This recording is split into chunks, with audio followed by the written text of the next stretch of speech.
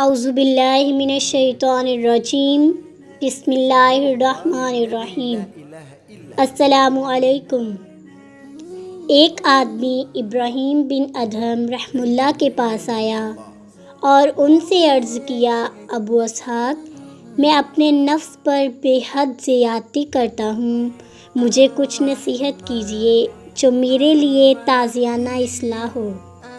ابراہیم بن ادہم رحمہ اللہ نے فرمایا، اگر تم 5 خصلتوں کو قبول کر لو اور اس پر قادر ہو جاؤ تو کوئی گناہ تمہیں نقصان نہیں پہنچا سکتا۔ آدمی نے کہا، بتائیے وہ 5 خصلتیں کیا ہیں؟ ابراہیم بن ادہم رحمہ اللہ نے فرمایا، جب تم اللہ کی نافرمانی کرنا چاہو تو اس کے رزق میں سے مت کھاؤ۔ آدمی نے کہا، تو پھر میں کہاں سے کھاؤں جبکہ زمین کی ساری اشیاء اسی کی پیدا کردہ ہے؟ ابراہیم بن ادہم رحمہ اللہ نے فرمایا، اے شخص، کیا تجھے زیب دیتا ہے کہ تو اسی کی رزق سے کھائے اور اسی کی نافرمانی کرے؟ آدمی نے کہا، بالکل نہیں۔ دوسری خصلت بتائیے۔ ابراہیم بن ادہم رحمہ اللہ نے فرمایا، جب تم اللہ کی نافرمانی کرنا چاہو تو اس کی زمین میں مت رہو۔ آدمی نے کہا، یہ تو بڑا مشکل معاملہ ہے، پھر رہوں گا کہاں؟ ابراہیم بن ادہم رحمہ اللہ فرمایا، اے شخص، کیا تجھے زیب دیتا ہے کہ تو اسی کا رزق کھائے، اسی کی زمین پر رہے اور اسی کی نافرمانی کرے؟ آدمی نے کہا، بالکل نہیں۔ تیسری خصلت بتائیے۔ ابراہیم بن ادہم رحمہ اللہ نے فرمایا، جب تم اللہ کی نافرمانی کا ارادہ کرو جبکہ تم اسی کا رزق کھا رہے ہو، اسی کی زمین پر رہ رہے ہو، تو ایسی جگہ چلے جاؤ جہاں وہ تجھے نہ دیکھ رہا ہو۔ آدمی نے کہا، وہ تو سب کو دیکھ رہا ہے، اس سے ہم کہاں چھپ سکتے ہیں؟ ابراہیم بن ادہم رحمہ اللہ نے فرمایا، اے شخص، کیا تجھے زیب دیتا ہے تو اسی کا رزق کھائے، اسی کی زمین پر رہے، پھر اسی کی نافرمانی کرے جو تجھے دیکھ رہا ہے اور تیرے ظاہر و باطن سے آگاہ ہے؟ آدمی نے کہا، بالکل نہیں۔ چوتھی خصلت بتائیے۔ ابراہیم بن ادہم رحمہ اللہ نے فرمایا، جب موت کا فرشتہ تیری روح قبض کرنے آئے تو اس سے کہو، ذرا مہلت دے دو کہ خالص توبہ کر لوں اور نیک عمل کا توشہ تیار کر لوں۔ آدمی نے کہا، فرشتہ میری گزارش قبول نہیں کرے گا۔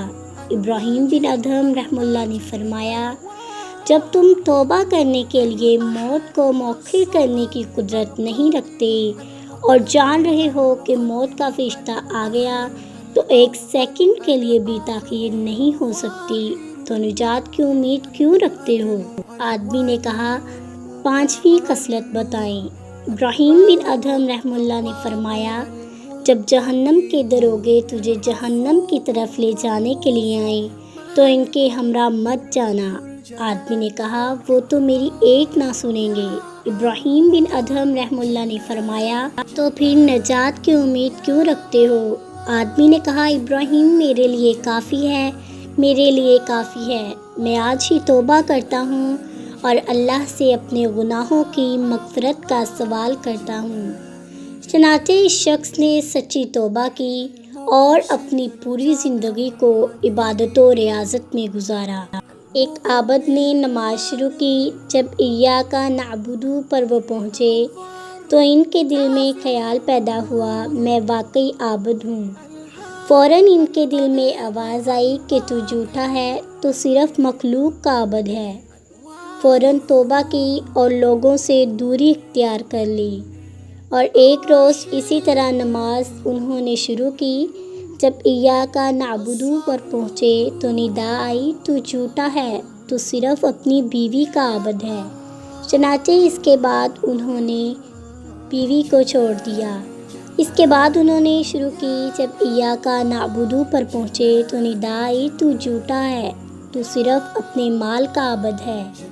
چنانچہ انہوں نے اپنا سارا مال صدقہ کر دیا۔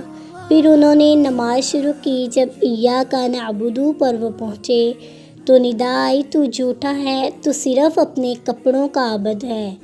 انہوں نے ضرورت سے زائد سارے کپڑوں کا صدقہ کر دیا۔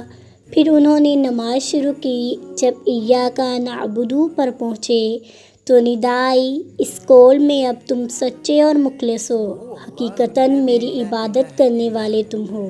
اس سے معلوم ہوا ہے کہ ایاک نعبد کہنا اسی وقت معتبر ہے جب عابد اپنے دل کو جمیع ما سوی اللہ سے حتیٰ کہ اپنے عابد ہونے سے بھی فارغ کر لے، اور یہی راز ہے کہ ایاک نعبد میں ایاک کو مقدم کرنے میں، تاکہ عابد کی نگاہ اولاد اور بالذات معبود پر تو ہو۔ اپنی عبادت پر نگاہ گئی تو عبادت اعلیٰ سطح سے گر جائے گی، لیکن آج ہمارا یہی حال ہے۔